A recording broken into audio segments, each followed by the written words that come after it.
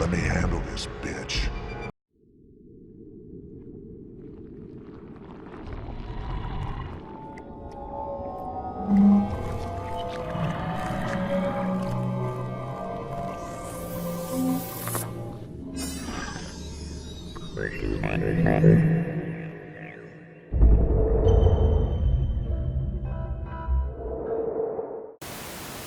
Hey everyone, Genome here, coming to the next review in the Friday the 13th series. My hack and/or slash little clown fiesta has been quite the undertaking, but you know, I'm in the home stretch, at least of the Friday series, so we're talking about, what, 14 movies or whatever it is, so yeah, it takes a while. So now we are on to maybe the most hyped meeting of two Hollywood icons in history, none other than Freddy versus Jason. This movie was in developmental hell forever. It was teased about in Jason Goes to Hell, Friday the 13th Part 9, if you go chronologically speaking.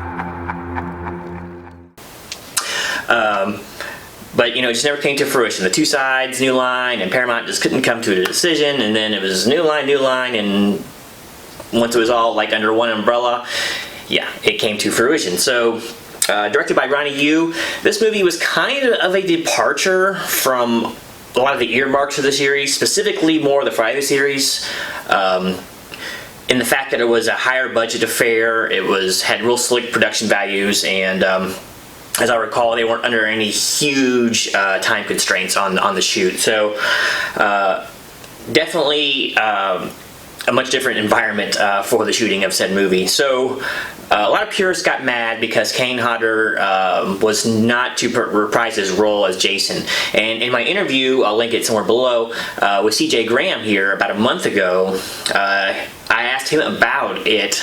It was actually kind of unrelated to this movie, but it was related to this movie. That made a whole lot of sense, right? But basically, he told me that they wanted someone taller, much taller than Robert Englund.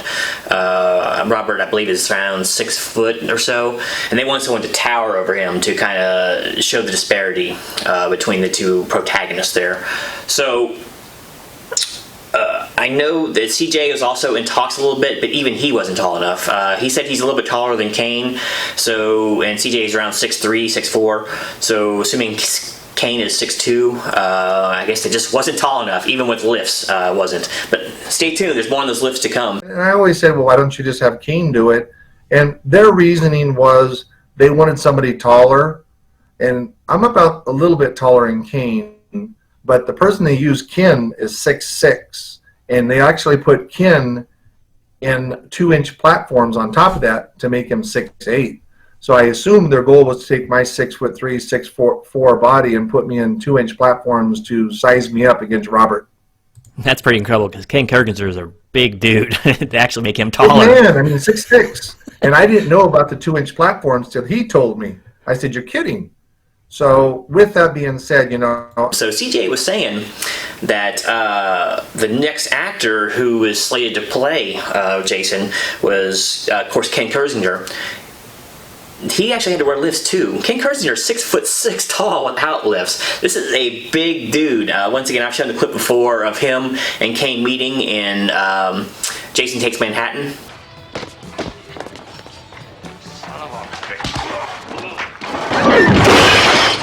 And as you can see, he's a monster of a man even without the lift. So it actually knocked his 6'6" up to 6'8". So hence the new Mega Jason is born. So yeah, so a lot of people were kind of mad about this, but you know, it is what it is. The director had a vision and they stuck with it. So now we have Ken Kirzinger as Jason, of course Robert Englund reprising his role as Freddy for basically the last time, as far as anyone knows, unless something in the future comes up. But so here it is, the epic meeting of the Titans, the clash of the Titans, if you will. If I should have said that first. And let's find out if it was worth the wait or if it was just dead celluloid. So I'm going to go ahead and condense this down quite a bit more than my usual spiel on these movies do, because I'm in a different shooting environment here. But long story short, we got a new batch of teenagers and they exist in a universe where both franchises coexist. I guess it makes sense because it's a new line now, right? So yes, they have a Jason Voorhees in their universe and they have a Freddy Krueger. Well, they're obviously in Elmwood because all the kids have been doped up, drugged, and or locked away in the loony bin who are young, and basically that's the way they turned off Freddy Krueger. They figured out, hey, if no one's afraid of him, no one knows who he is, he has no power anymore. So yes, they've locked him away. So basically, Freddy is wandering around hell trying to find a pseudo replacement to make people remember who he is in Elmwood. So I had to search the bowels of hell, but I found someone who'll make them remember. So he stumbles across none other than Jason Voorhees and basically sends him the command to Rez. He may get the blood, but I'll get the glory, and that fear is my ticket home. And off to the races we go. So Jason autopilots himself all the way to Springwood. Well, I guess it was close enough to Crystal Lake that it didn't take too long to get there. Then he starts his usual, modus operandi. He goes out and starts killing teenagers. Very specific ones, which is kind of funny. He winds up at the house with the most teenagers in it right away. So he has he's like a carrier pigeon. He's got like a homing thing. Maybe it's in the bridge of his nose. Well, he still had the nose left over. But so, some, of course, early kills,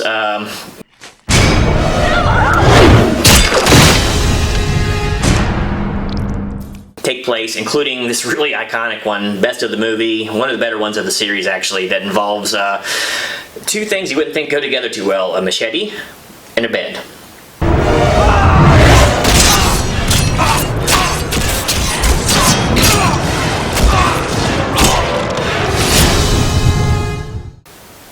So we now see what happens when the jackass who is laying upon said bed meets his demise at the end of both.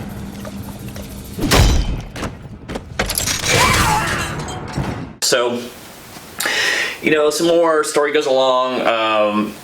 We meet the boyfriend of the final girl.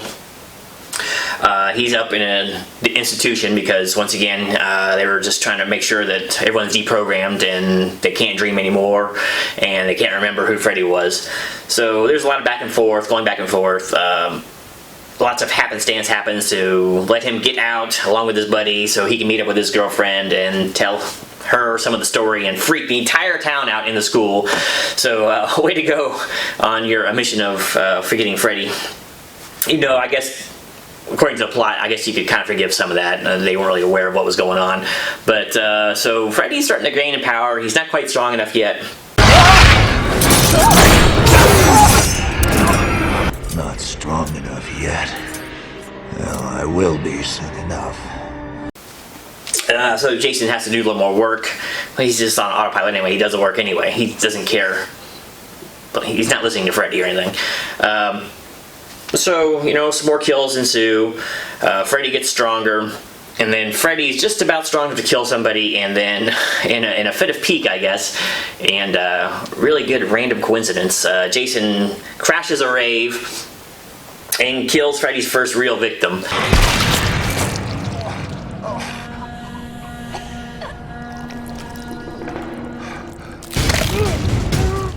What was her name? Gibb. She's been in some other horror movies too.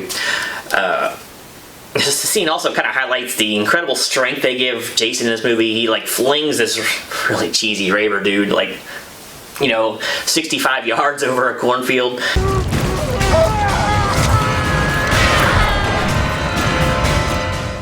And then of course the very famous burn scene where here he gets lit on fire and he's walking through said cornfield.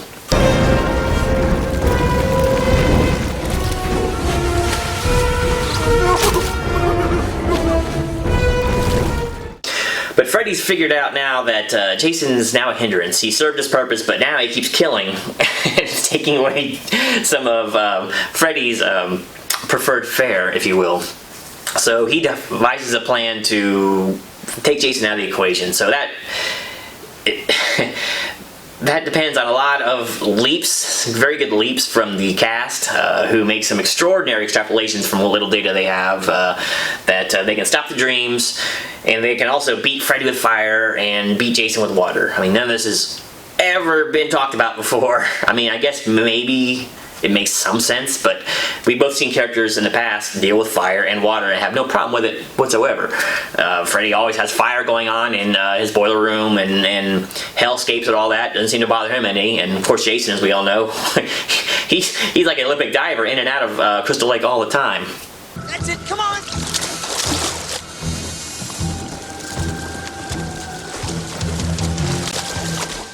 He spent 20 years down there, or whatever, how long it was, and it didn't seem to faze him too much because he got right back in the water in the same movie. So, yeah, it doesn't make a lot of sense, but hey, it's a movie. You know, don't think too much about it. It's just, we're not talking like Citizen Kane here, all right? They just need to get the plot moving along.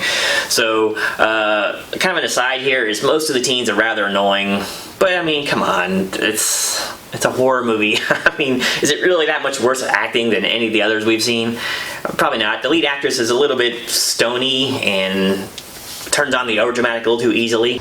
Look, he has taken everything from us. He has ruined both of our pasts. And I am not leaving until I see him die. And she doesn't look like a high schooler at all. She got like a tattoo you see later in the movie and some pretty likely plastic surgery. We'll just leave it at that. But she does not look like a teenager that's going to high school. In fact, none of these kids really do. And I know Kelly Rowland, I believe her name is, gets a lot of flack for this movie too, but I don't think she's really worse than anybody else. Got your nose!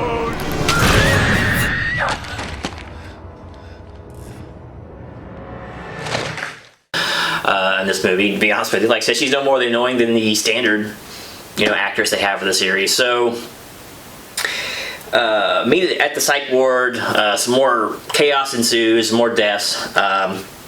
Jason is brought into the dream world, where Freddy has the upper hand.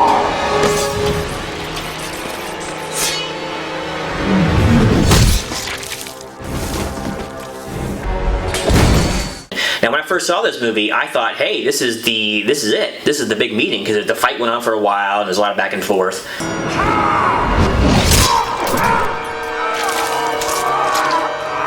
Not my arm! But there's more to come. So Freddy eventually figures out Jason's weakness, which is fear of water. Once again, we go into that weird bit of lore. Come on! Come on!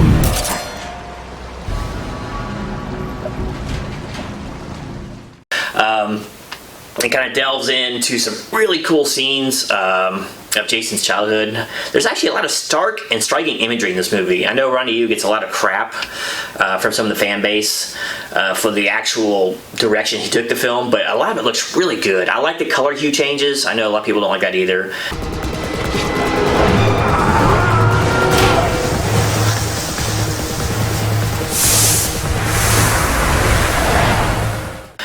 And they made a specific effort to have like Jason scenes be kind of bluish green, like a water thing.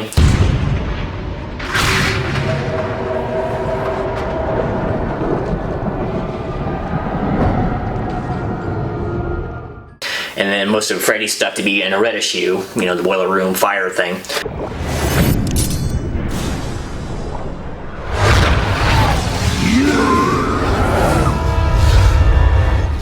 So yeah, the dream sequence it gets a little bit goofy, honestly, with Freddy with his quips and all, and playing the stupid pinball thing.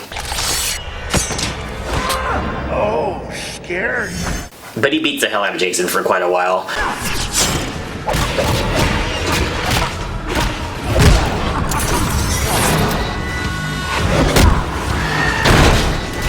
But Jason wakes up. He's been delivered back to Camp Crystal Lake because of the teens, how shall we say, Nostradamus level clairvoyance to return him to his place to have home field advantage, whatever, for Freddy. But he's delivered there through an ejecting van. And, okay, he's wandering around. A la Friday 13th Part 1, the lead actress goes into the dream sequence and pulls Freddy out. Before this happens, there's a really cool scene on some wire work where Demon Freddy kind of jumps through the water. He like up through the air and lands.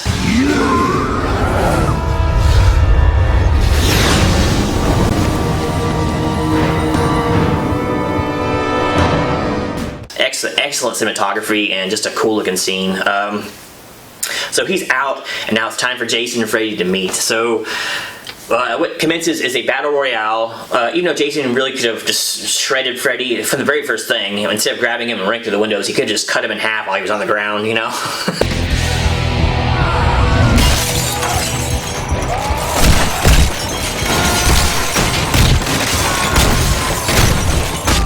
But whatever, okay, we had to make it last. So they beat the hell out of each other, and Freddy's intelligence seems to be winning the day for the most part because he does most of the damage.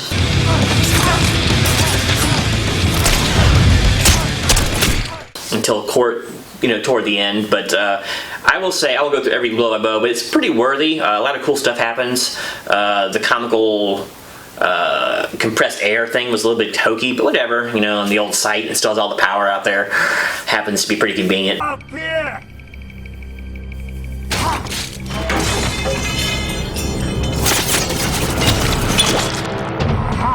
But needless to say, they beat the hell out of each other, and gallons of blood and gore are spilled.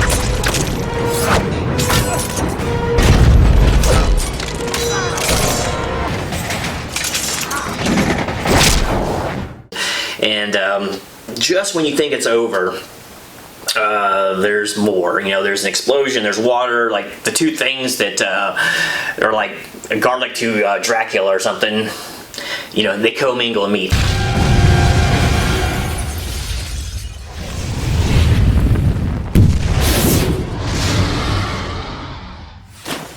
Freddy should be done. I mean, his arm has been ripped off, he's got a hand in his gut.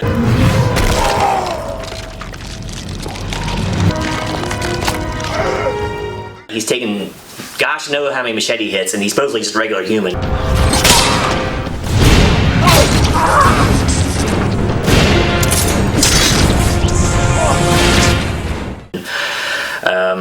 But he's the one to come back.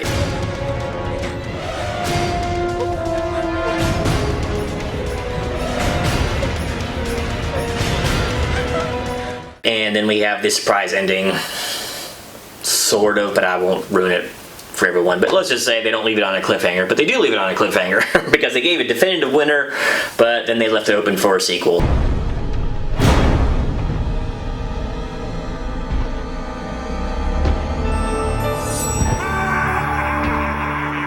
So that's pretty much the movie in the condensed version. Now, what do I think about it? Some good things. Oh, my camera is blinking red here. My battery's gonna go.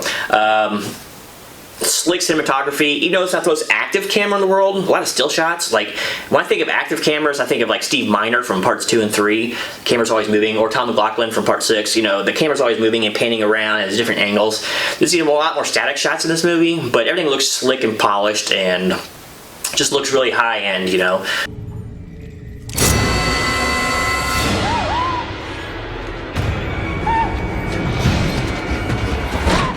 The CG is pretty good for the most part. Not too bloody obvious, but or blatantly obvious. Bloody obvious being a slip of the tongue there. I don't know, double entendre. The fight at the end and toward the last 3/4 was pretty good.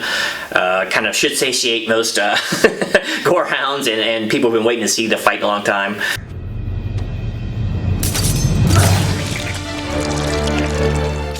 And sounds pretty good, nice and meaty and thick, I guess, as far as the chunks and all that go. And I don't know, just cinematography seems pretty good. Seems pretty solid. Robert Englund, of course, is good. His makeup doesn't look as good in this movie, as it did in previous, even the 80s and 90s versions, But it's serviceable. Jason looks a little bit funky. It just looks massive, and they made a real effort here to make him the, I guess, sympathetic one, even though he kills like more people than Freddy does. So he's the sympathy character. I know he had a tragic kind of childhood or whatever, but yeah, they give him these puppy dog eyes, and his movements are real slow, but they are violent when they get moving. Like, his freaking slices and slashes are pretty violent, and he goes after Freddy pretty good at the end.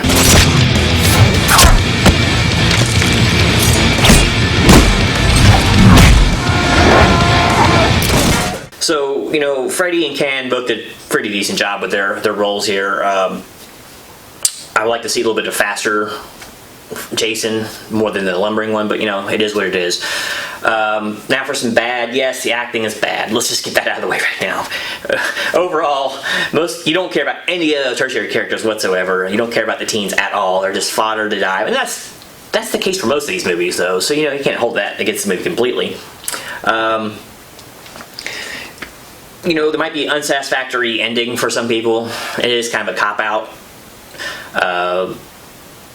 But I don't know. And there's a lot of unrealistic blood spurts. I mean, come on, they're obviously compressed air, and sometimes it looks like a mist of blood instead of just a shot of blood, you know?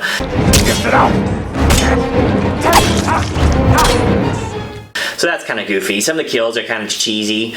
Like there's a specific one where the guy's head just flies off of it. The guy's dad sitting next to him on the bench, and the head just flies off and he touches his shoulder. That was kind of stupid looking, but whatever, okay. Dad. But I mean, other than that, I think the movie's pretty enjoyable. I know, like I said, it gets a lot of hell from the purists out there, and it's definitely not one of the best in the series, but it's one of the easiest to watch. Like Jason X was, Freddy vs. Jason would probably appeal a lot more to the standard non-diehard horror fan than, you know, it would to the real one. What the fuck do you think? You know, people always find fault with stuff when it goes a different direction, but I mean, it was a popcorn flick, and that being the case, they kind of delivered the goods for the most part. I'm gonna go ahead and give this movie, I'm gonna give it a 3 out of 5. Closer to like a 2.5, but I don't give a 0.5 or anything like that. A little better than average. It's fun to watch. I mean, this one, once again, it's easier to watch repeatedly than some of the earlier ones, just because the pacing is a little bit better. It looks better, the production values are higher, and there's a lot of action to be had. So, you know, both fan bases are at least attempted to be appeased in some way in this movie. So, you know, it's recommended. It won't win any awards for historical importance or anything, but that wasn't the point of this movie. Could it have been better? Of course it could have been better. There should have been way less emphasis on the teens in the movie and the human characters, and a lot more on the protagonist. But you run into something dangerous there when you get too much of something that should be only given in small portions. It kind of loses luster, so maybe that was kind of the aim. But having someone direct it who is maybe a little more familiar with the source material, a little more homagic, if you will, might have been a better idea, but like I said, it is what it is. We finally got what we wanted after all those years, and for the most part, it just works. So, hey, everyone, thanks for watching. Don't forget to like and subscribe. There'll be my final review of the Friday the 13th movie, the Friday the 13th remake from 2009, be coming up in the near future in the next couple weeks, and be sure to watch that. And there's also going to be a contest involved with this video, so I'll put another little short video explaining that right behind this one, not too long after. So once again, thanks again for watching. Until next time, this is Genome, almost done with the series, out.